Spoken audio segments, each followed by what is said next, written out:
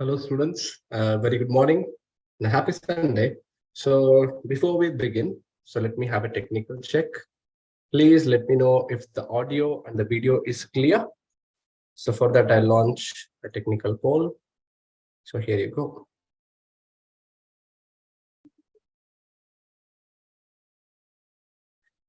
Hello, mic check, 1, 2, 3. So if you can hear my voice well, good enough. Then if the screen and my video is clear, please let me know. Okay.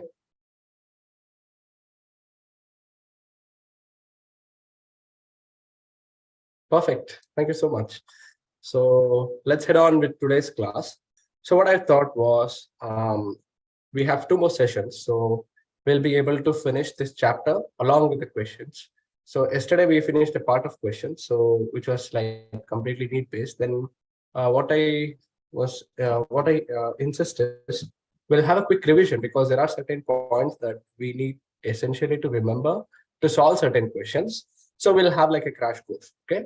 So anyways, from the last class, if I remember well, so I think we had finished till criteria for genetic material.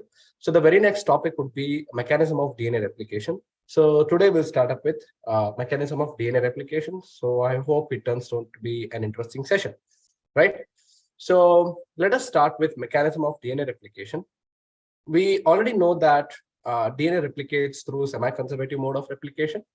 And when it comes to replication, we have 2 modes of replication that essentially we study. One is a prokaryotic replication, other one is eukaryotic replication, which are essentially very similar apart from a little bit of differences. So we'll point out the differences by studying the mechanism. Okay. So first, let's get on with how does DNA replication takes. The first thing is if you take a prokaryotic organism and a eukaryotic organism. Okay, if you take a prokaryote and if you take an eukaryote. So now tell me what is one essential difference between a prokaryotic replication and DNA and eukaryotic DNA replication? Do you know any differences between? Oh, okay, it's going to be a lengthy question, and again you have to type. So let's skip that part. Okay. So the first thing that we have to remember when it comes to the DNA replication is we know that it begins at a very specific site called as origin of replication, or it is also called as ORI site, right? So it is also called as ORI site. Now, when it comes to ORI site, so origin of replication, when it comes to specifically prokaryotes have only one origin of replication, whereas eukaryotes have many origin of replication. Okay. So this is a very, very important point that we have to remember. Many times the question has been pointed out on the number of origin sites that are present in both prokaryotes and eukaryotes. So prokaryotes gene size is very, very small and eukaryotes is quite many. Like the gene size is large and the number of ORI sites also are very, very high. From hundreds to thousands of ORI sites can be seen in eukaryotic gene, whereas in prokaryotes, it's only one replication site. Apart from that, a large amount of the replication mechanism is very, very similar. Okay. For example, the type of replication that happens. So in prokaryotes, since the genetic material is circular, right? So the replication name is theta replication.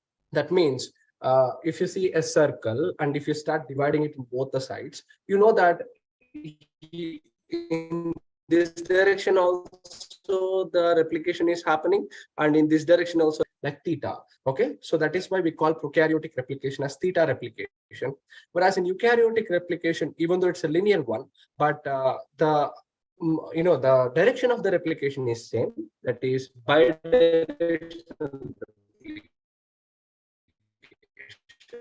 Okay, so it is bidirectional. It is bidirectional replication. So we have 2 essential points. What is theta replication? You can see in circular DNA, especially in prokaryotes, you can see. And in eukaryotes, it's bidirectional replication. Even in prokaryotes, it's bidirectional replication. But the theta kind of replication cannot be seen, especially when it comes to eukaryotes. All right. So this is 2 very, very important points that we have to remember when it comes to the difference between prokaryotic and eukaryotic replication. So coming to the mechanism of replication, let's get on with it. So as I said, as I mentioned, uh, the DNA replication starts at ORI site. That's the first thing. And we know that the DNA replication happens at the S phase of the cell cycle, synthesis phase of the cell cycle. Now, when the signals for the replication are given, or when the signals for the DNA replication originate within the nucleus, now what happens is there are sets of enzymes and proteins which coordinately come and accomplish this process of DNA replication. For that, we essentially require the set of proteins and set of enzymes. Here is a list. And the first thing that we talk about is DNA polymerase, DNA dependent DNA polymerase. DNA polymerase is an enzyme that essentially adds new nucleotides, okay, in the direction of 5' to 3'. So we have three different types of DNA polymerase. So here there is only two. We'll talk about the third one. DNA pol 1, DNA pol 2, and then we have another set of proteins such as helicase, enzymes such as helicase, ligase, primase, sliding clamp, topoisomerase, and SSBP or single strand binding proteins. So let's get back here.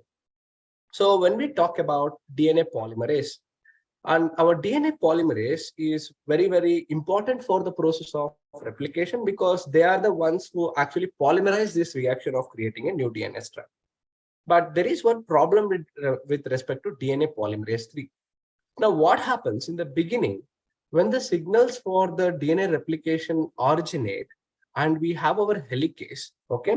So our helicase, what it does is, okay, our helicase, what it does is, it will come and bind to AT-rich region, which is also an ORI site. So once it binds to this region, it hydrolyzes the bonds between the adenine and thymine.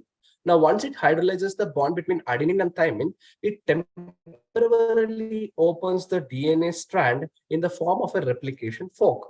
Okay, let us try to write this diagram. Okay. So what happens?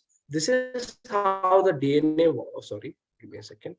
Yeah, this is how the double-stranded DNA was, and this is how the AT bonds or adenine and thymine was present at the ORI site. Okay, so now what happens once the helicase comes in place and attaches to this region? Now what happens? It will hydrolyze these bonds and opens our DNA temporarily by splitting the bonds between the two strands. Now the two strands are open temporarily like this, and here it goes continuously, and here also it goes continuously. That means they're attached here and they're open here. Okay. Now what happened? Helicase, let's say that it is moving in this direction. Anyways, we're talking about bidirectional replication. So the same thing what happens towards your right side, the same thing that's it happens even in the left side. Okay. So let's not go and confuse.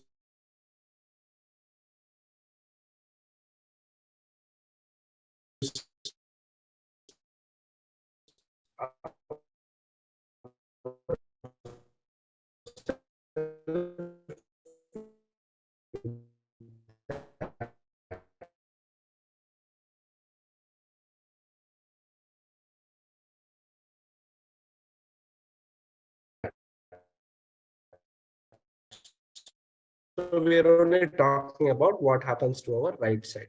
All right. So now once has opened this, now the bonds are exposed. Now removed from the bonds, they become very, very inactive, and they want to get back to their stability, right?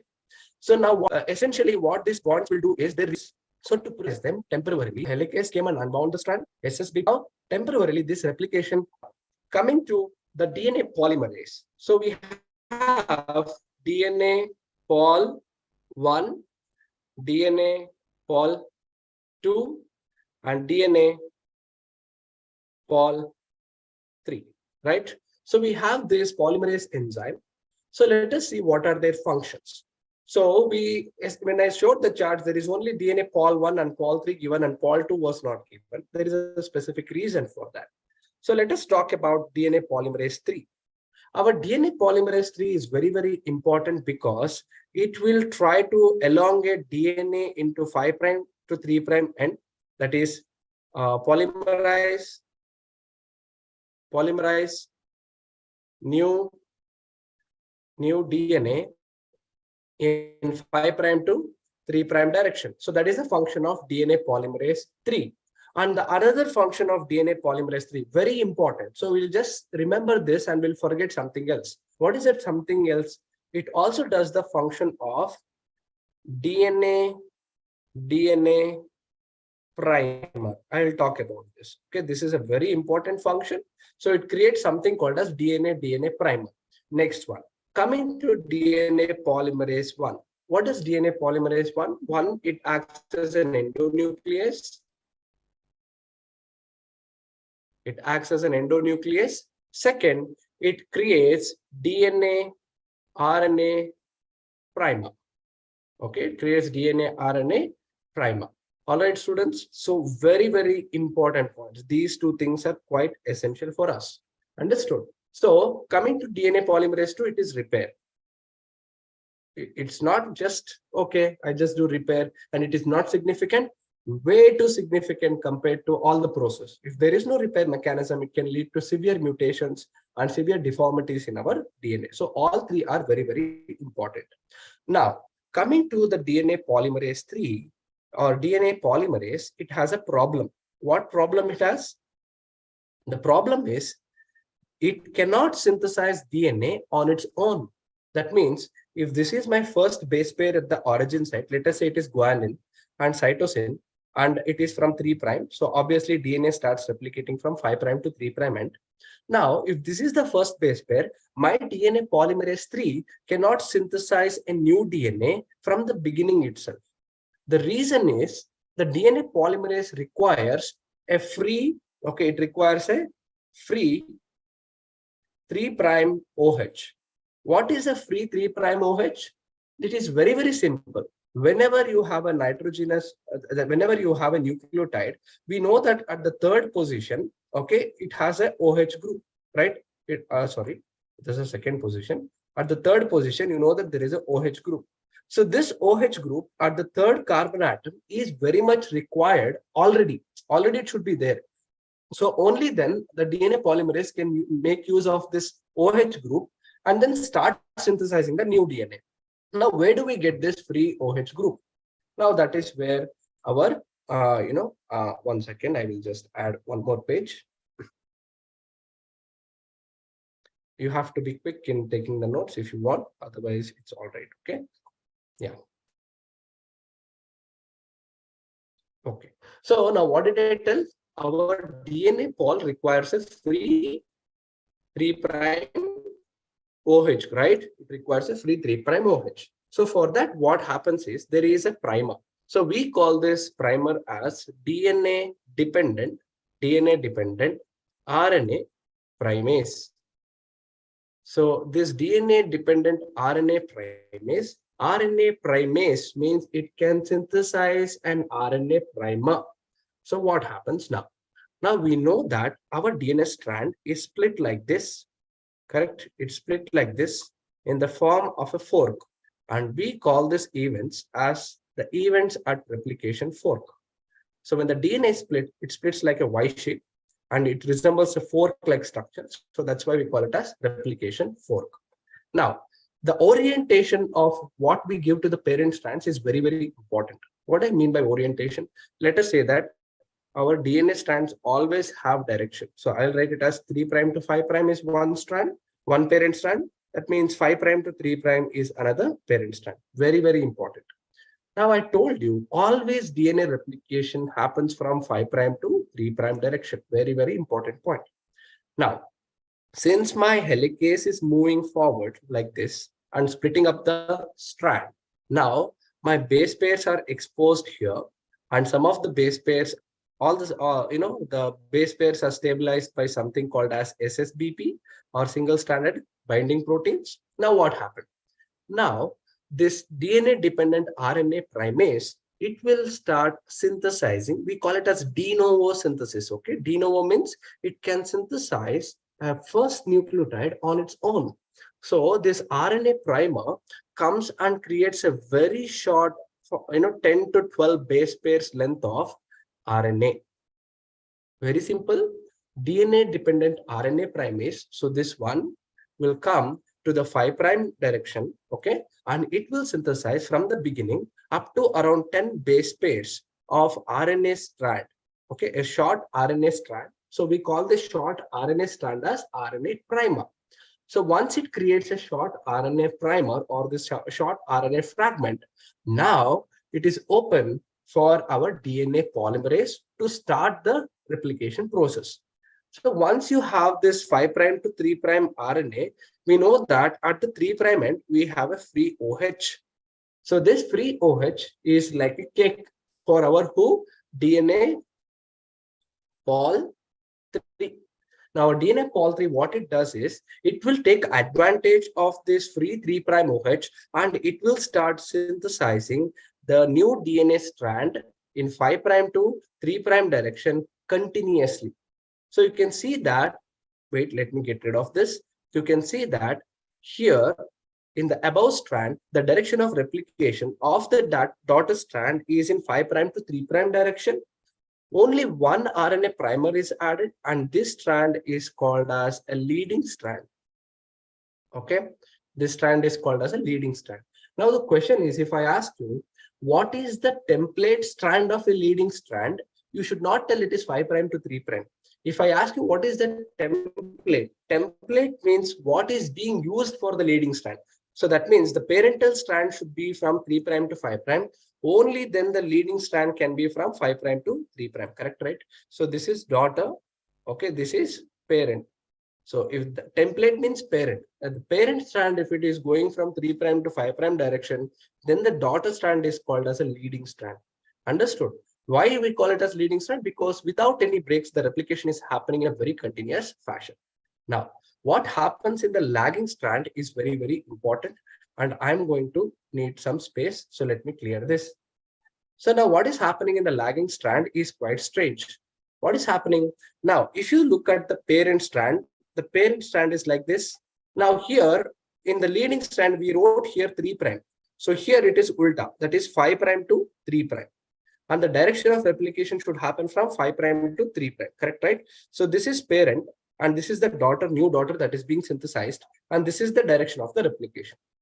Now what happens?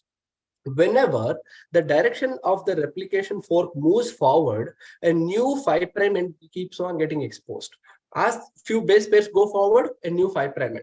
See, just for example, this RNA primer, it can only synthesize RNA primer even in 5' to 3' direction. So when it synthesizes the short RNA primer in 5' to 3' direction, you know that here is the OH group. Again, let us say that it will synthesize another RNA primer here. So again, we have 5' to 3'. Again, one more RNA primer is there, okay, from here. So again, it is 5' to 3'. So you can see that as the replication fork moves forward, a new primer is added now and then here and there, correct, right? So this is, let me give it as RRR. Show that we understand that it is an RNA primer and we have OH group at the inconvenient end. Let us call this as inconvenient end.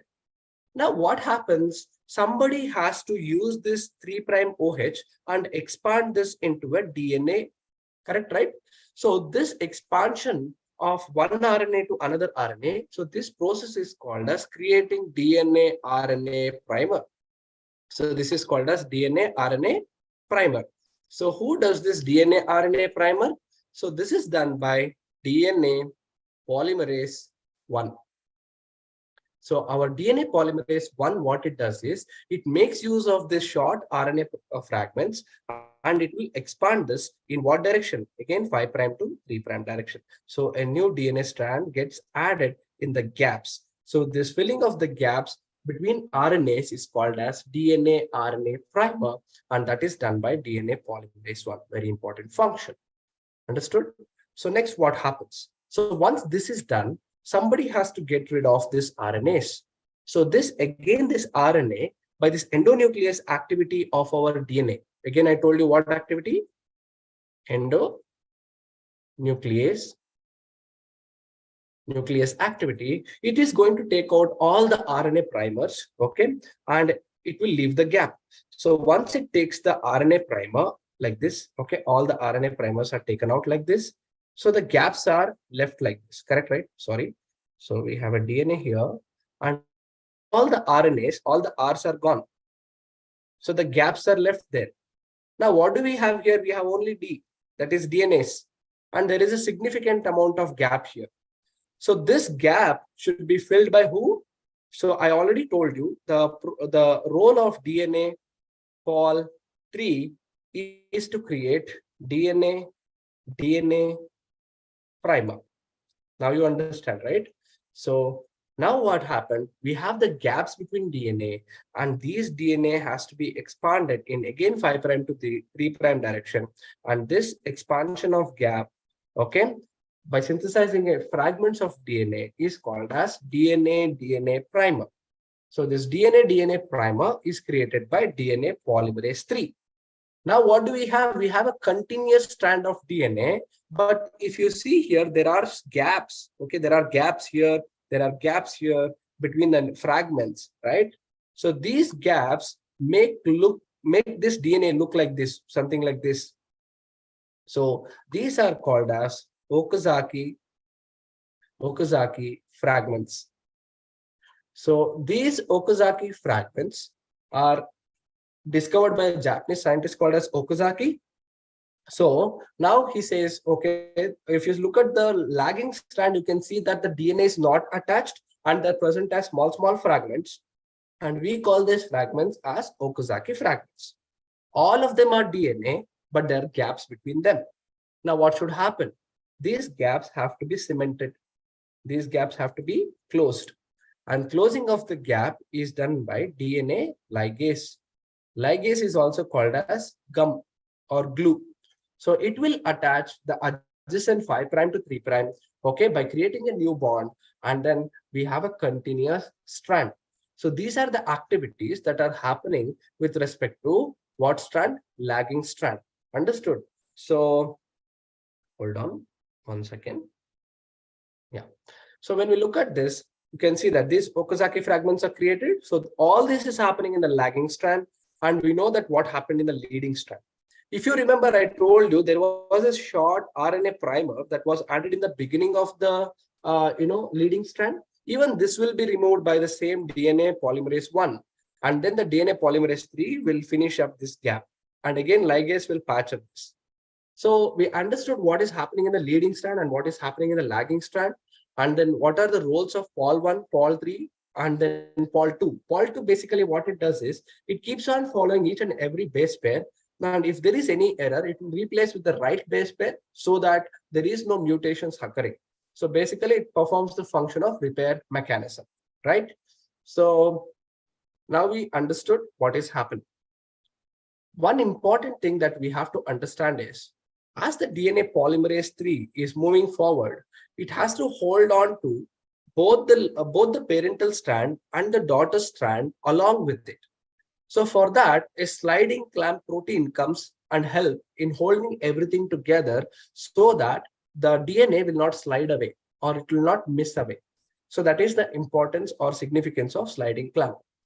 Now, if you look at the movement of helicase, now our DNA is a helical structure. So it is like this, right? It is a complex helical structure. So as the movement of the helicase is going in this direction, so it is opening at a very faster pace. For example, if you see E. coli, around 2000 base pairs per second is added. Okay, that is the speed of DNA replication. Understood? So in prokaryotes, the speed of replication is exceptionally high.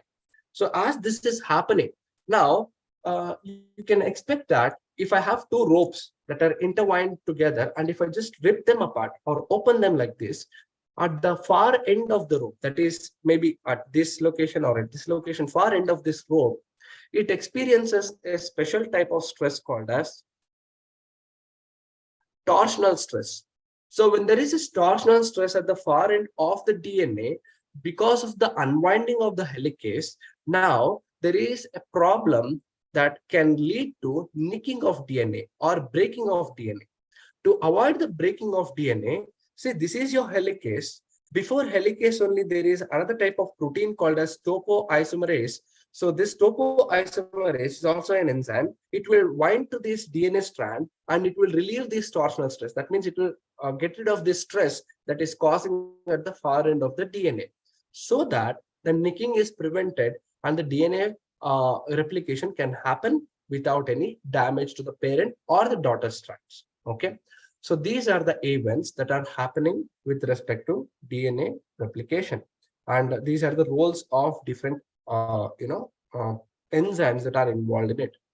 So what we have to remember that DNA polymerase 1, it creates DNA RNA primer. You know the science, but you don't know the words. So when the options are given, you would miss out with this option that DNA polymerase 1 creates DNA RNA primer. First thing. Second thing is, when it comes to DNA polymerase 3, DNA polymerase 3 does what? It creates DNA primer. That is another thing. Next one, what type of RNA primer it is? It is DNA dependent RNA primase. Okay. So that is, you have to remember, not RNA dependent. It is DNA dependent RNA primase. Only in the presence of DNA, it can synthesize a RNA primer. So that is another important thing. Okay. Then next one, what is the direction of the template strand of leading strand? And what is the direction of template strand in lagging strand? So template strand, when I use, that means we are talking about parent strands. If I ask about what is the direction of template strand in leading strand, you have to tell that it is 3' to 5'. If I ask what is the direction of template strand in lagging strand, you have to tell that it is 5' to 3'. As simple as that. Just, I know you were very sharp enough. Yesterday, I checked out with your answering. So very nice. So keep it up. Understood? Is it clear? Can we go for the next? Now, coming to the pace of DNA replication, especially when you talk about your prokaryotes, the pace of DNA replication is way too high. As I told you, in prokaryotes, especially in E. coli, if you just observe, it adds around 2000 base pairs per second. Whereas in eukaryotes, it's around 140 base pairs per second or something like that. It does not add so many base pairs. The rate of replication is very slow in eukaryotes compared to that of prokaryotes. And another significant difference is there, but mostly these questions will not be asked, but still I'll mention it so that we don't miss it out. When we talk about DNA Pol 1, Pol 2, Pol 3, similarly, even we have in eukaryotes, but we call that as alpha, beta, gamma, delta, epsilon. Same, whatever, like for example, if you take gamma, alpha, beta, gamma, yeah, if you take gamma, it acts like DNA polymerase 3. So usually it is not asked, but you just keep that in the back end of the mind. And while taking the crash course during the far end of your examination, when the examinations are approaching, we can just give it as a sticker notes so that you just keep it as an additional information. Clear? Chalo. So coming to the transcription. So this is where I wanted to stress on, because DNA replication, though I told you, one is pace of replication. Second one is the number of origin site that we have. And the second one and the third one is the direction, that is theta replication or bidirectional replication. So these are the only difference. But when it comes to transcription, we have a very significant difference when it comes to prokaryotes and eukaryotes. So let us talk about it. Okay, 1 second.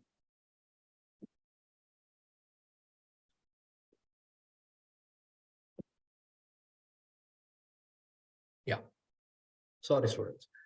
So let's get back. When it comes to mechanism of replication, one we have a prokaryotic replication, other one we have is a eukaryotic replication. So the first thing that we have to remember in replication is what is used in the, transcription. When you talk about prokaryotic or eukaryotic transcription, what is the base enzyme that is used? Obviously, we have DNA dependent RNA polymerase. I'll write it here. So it is DNA dependent RNA polymerase.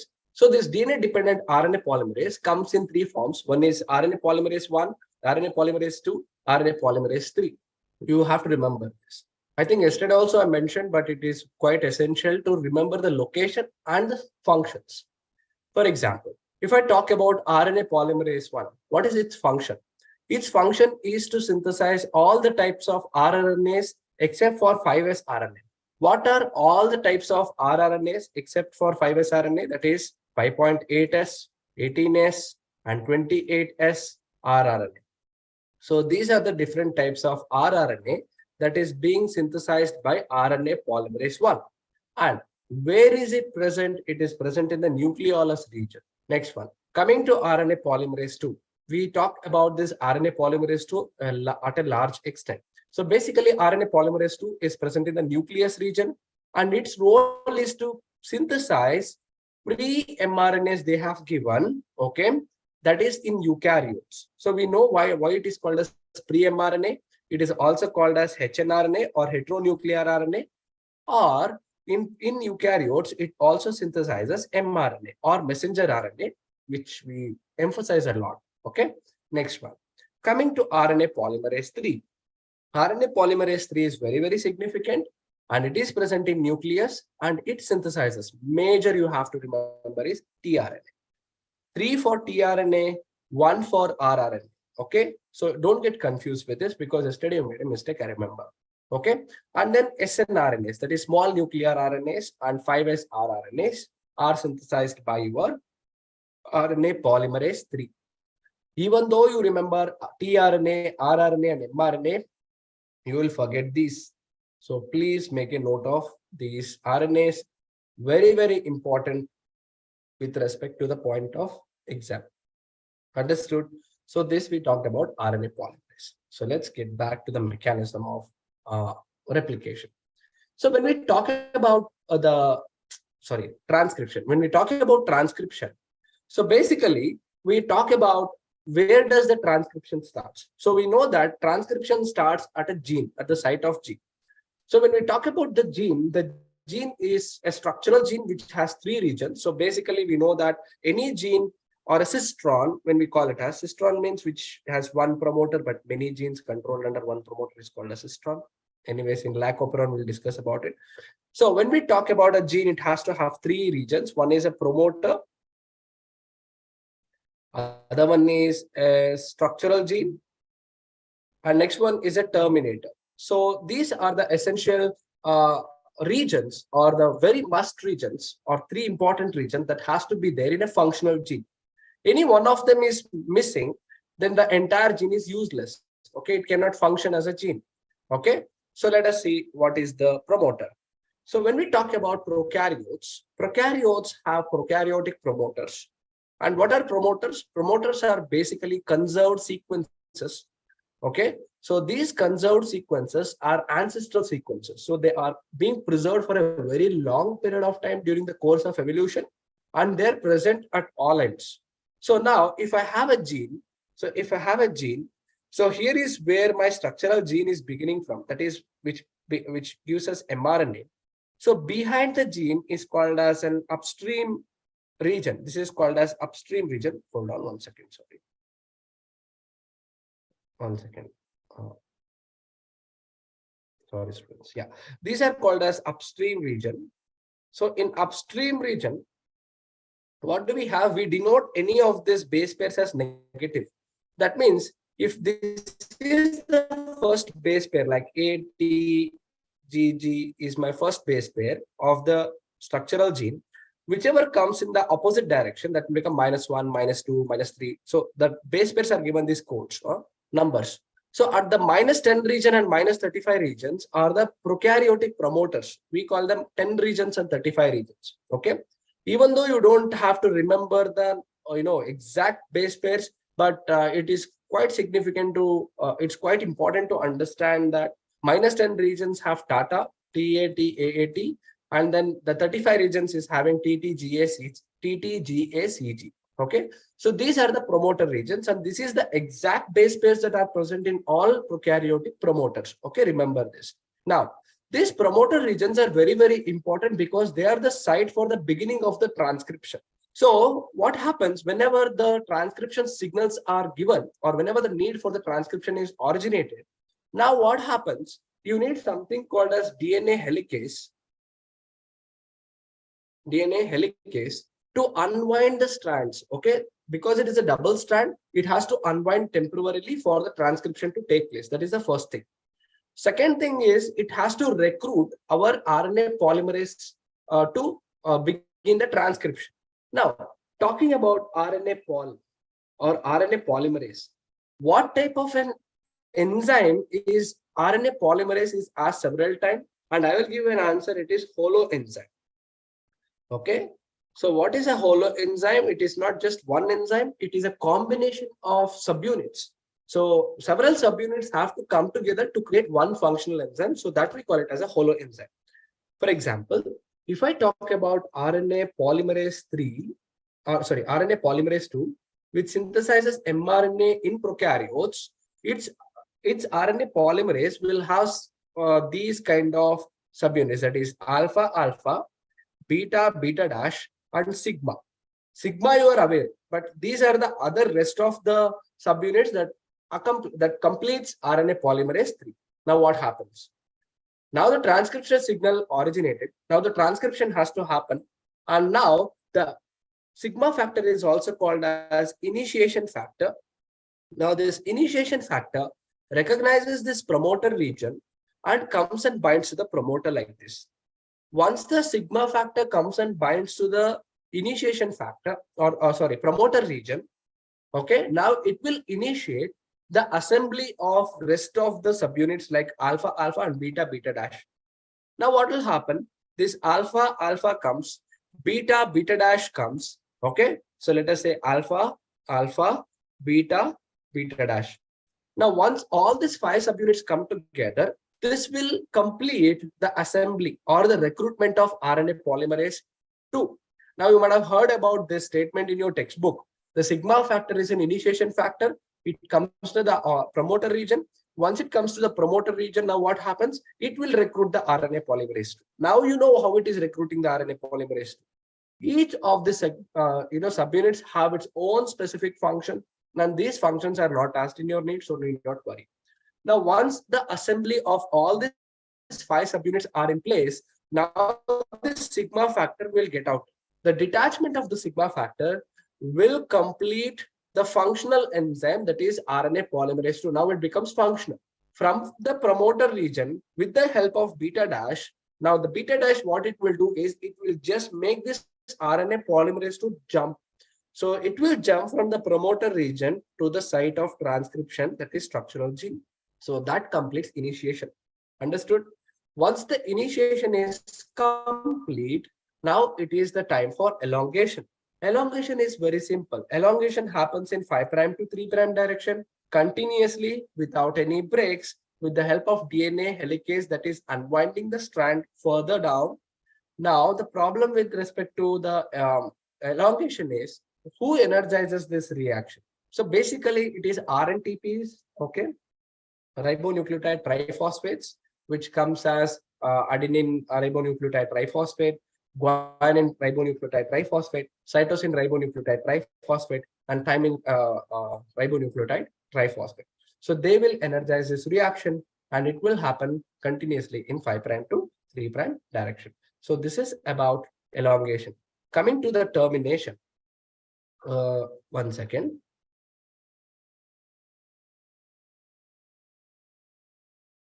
Students, are you understanding? Yeah, I've been talking continuously. I didn't ask you guys. Okay, so one small brick, not brick.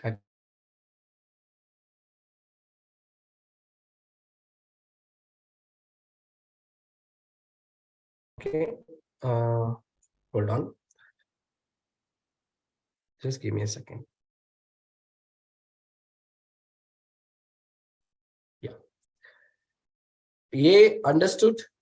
B, you didn't understand. Come on, give me an answer fast.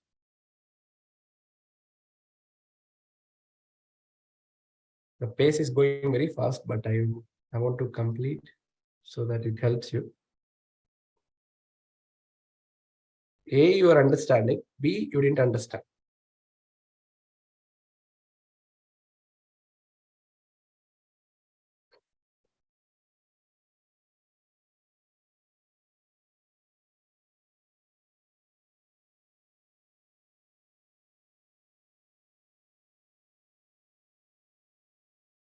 There is no C option, kids. We have only two, A or B. C, no idea.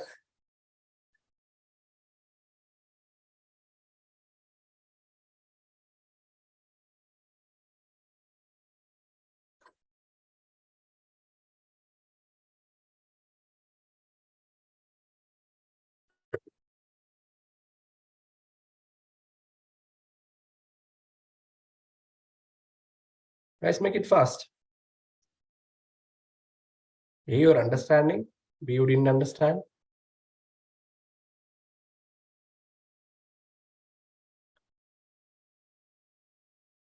Last point, we have to discuss this termination process. Come on. We have significant time, no problem.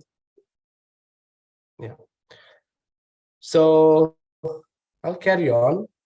If you have doubts, please let me know in the chat box. Okay.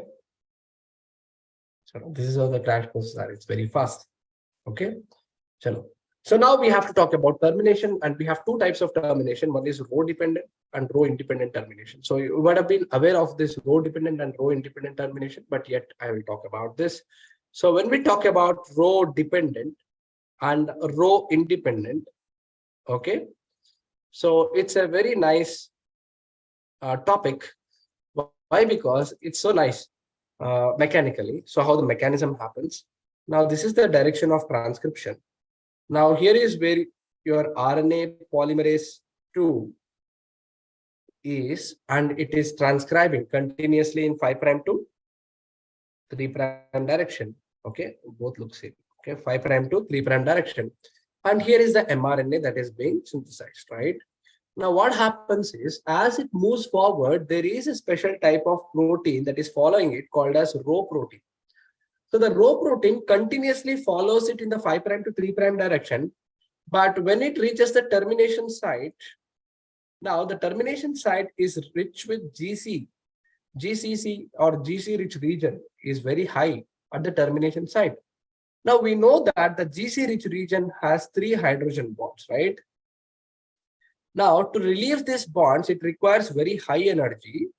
So that is why what happens, the pace of transcription slows down. Once the pace or the speed of transcription slows down, now the rho protein is very specific about at what pace the transcription is happening. A sudden slowdown of the transcription bubble will make this rho protein collide with this. When the rho protein collides with this holoenzyme, now you know that this holoenzyme is made up of subunits. Now they will become unstable. Now once they become unstable, now what will happen? These subunits will depart or it will detach, relieving this mRNA. Okay, so that will complete termination process. Very, very simple process. Next one, coming to row dependent, right? Hold on. Coming to row dependent termination, when we talk about this is row dependent. When we talk about row independent termination, now this is the termination region, and the termination region has two important sites. What is that? One is GC rich region, other one is AT rich region. Now this is the whole part is termination site. Okay, the whole part is termination site. As the transcription bubble moves forward, now this complement of GC is what? Let us say this is GC, GC, GC. Okay. Now here we have AT, AT, AT, AT, something like that. Now as it goes like this, now the complement of C is what? G, C, G, C, G, C, G, C. So like this, the complements are created. Once these complements are created, now what will happen? The same RNA which has been synthesized will loop over like this and create the base. See, for example, this is the RNA strand that was synthesized, and here is where the GC, GC, GC was, correct, right? Now what will happen? This will bend over like this. Once it bends over like this, these base pairs are complement, right? So if it bends over, here will be G, and here will be C, and here will be G, and here will be C. Oh, sorry, here will be C, and here will be G, and here will be C. So now what happened? This will make the bonds between them. So once they create the bonds between them, this is called as hairpin loop, or it's also called as stable hairpin loop structure. So this stable hairpin loop structure is created. So now what happens as the transcription bubbles moves further, here it is high energy requiring or high energy demanding. Next, suddenly it is low energy demanding. Suddenly from high is too high, too low. Once it comes from GC rich region to AT rich region, now it starts synthesizing continuous, continuous AU. The complement of AT is AU, right? So suddenly from high to low, high energy to low energy, this transcription bubble shifts. So once the drop in energy will make the entire core of this RNA polymerase unstable. Once this core of this RNA polymerase becomes unstable, that will lead to termination. So this is called as Rho independent termination because it does not involve Rho protein. Okay, so these are the two types of termination. Now coming to, coming to our transcription in eukaryotes. Okay, so here is where because until now you might have studied in your textbook, here is where the significant difference lies. Now, what happens? First point, when it comes to RNA polymerase, whether in prokaryotes or eukaryotes, in prokaryotes, we studied that, taking an example of RNA polymerase 3, that it is made up of different subunits, correct, right? So similarly, even in eukaryotes, what happens? Their RNA polymerase is made up of several subunits. And here it was 5 subunits. Here it is more than 10 subunits. Should we remember that? Not really. Don't worry. Okay. Now, for the initiation of the transcription, we have something called as initiation factors. Okay. We have something called as, we have something called as initiation factors. We are talking about eukaryotes. Okay. So in eukaryotes, to initiate the transcription, we have factors called as initiation factors. And the name of the initiation factors, we usually call them as basal transcription factors. So these basal transcription factors are named according to the type of RNA polymerase we talk about. So, for example, let us take that we are talking about RNA polymerase 2, which synthesizes hnRNA for us. So, what type of basal transcription factors would RNA polymerase 2 have? We call them TF2, that is transcriptional factor 2. So, how many basal transcription factors we have? Several. For example, TF2A, TF2B, and then we have TF2D, and then we have TF2E, and then we have TF2H. Okay, something like this. So the transcription factors are named like this. Understood? Now, what happens when we talk about the transcription? Obviously, we talk about something called as promoter regions. Now, these promoter regions, especially when we talk about eukaryote, okay, and eukaryote promoters, and these promoters are usually called as Tata box, cat box, and octamer regions. Octamer box. So this Tata box, cat box, and octamer region, for example, Tata means, see here, TATAA. That means they're only made up of thymine and adenine. When you talk about cat box, it is made up of cytosine, adenine, and thymine. That is called as cat box. Octamer regions are GC rich promoters. So GC rich promoter regions are present. So those are called as octamer regions. So these are called as eukaryotic promoters. And remember this Tata box. And Tata box is major promoter in eukaryotes. And they're basically present at the -30 region of the eukaryotic gene or the structural gene. Understood? Now, how does initiation happens? Remember, kids, when we talk about eukaryotic transcription, you remember that the gene of an eukaryote is very well packed with respect to histones. Histones have packed our eukaryotic genes so well, then how can the transcription happen? So to help that gene to get transcribed, we have to make sure that the gene is opened up from the histones. The histones have to be moved away so that the gene is free enough for our transcription to happen. For that, what happens is there is a special protein called as FAC protein. So it is called as FACT protein. What is this FACT protein? It is called as facilitate chromatin transcription. This is called as FAC protein. Now, this FAC protein, what it will do, it will relieve our gene from the already packed histones. Temporarily, it will keep opening the gene so that the transcription bubble can move further. So these are the facts. These are the essential ingredients that we have to understand before studying the eukaryotic transcription. Very, very easy. Okay. Now, what happens? Now, coming to the initiation. First, what happens is, I told you that we have basal transcription factors, and we call this transcriptional factors as TF2A, TF2B, TF2D, TF2E, TF2H, right? One important transcriptional factor is TF2D. Why TF2D means it has a special site where it can give the binding site or attachment site for a special protein called as Tata box binding protein. This is Tata box binding protein. A Tata box binding protein comes and attaches to the TF2D. So once this TBP protein or Tata box binding protein comes and attaches to the TF2D, now it can recognize this Tata box and come and attach to this promoter region. Understood? So first, what should happen? A Tata box binding protein should come and attach to the TF2D. So this both complex, that is TF2D and the Tata box binding protein, will be able to recognize this Tata box. So once they are able to recognize this Tata box, they will come and attach to this promoter region, that is Tata box region. Once they come and attach to this region, they will recruit the rest of the basal transcription factors. What is your rest of the basal transcription factors? Here you can see TF2A, TF2B, TF2E, TF2H, or TF2F.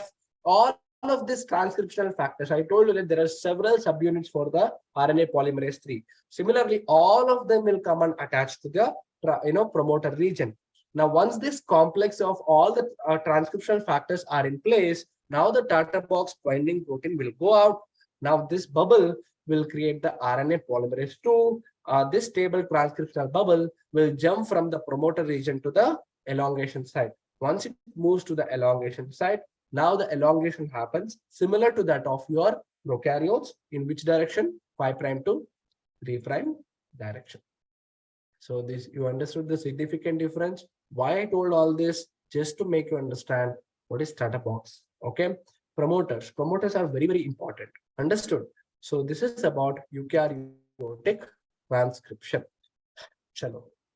We will end here, and we will talk about the rest of the process with respect to types of RNAs and translation. We will end at translation. Okay. And rest of the, one more thing we have to discuss, that is operons. Okay. Lac operon and tryptophan operon I will teach you. So apart from that, we'll keep on solving the questions in the weekend class, so that this is a very, very important chapter. A small misidea or no idea about the topics will make you lose marks. So that is why we will discuss and solve questions, especially with respect to this chapter. All right. See you next week. Have a nice weekend. Have a nice Sunday. Bye-bye, students. Take care. If you have any doubts, you can leave in the text. I'll be here for a couple of minutes.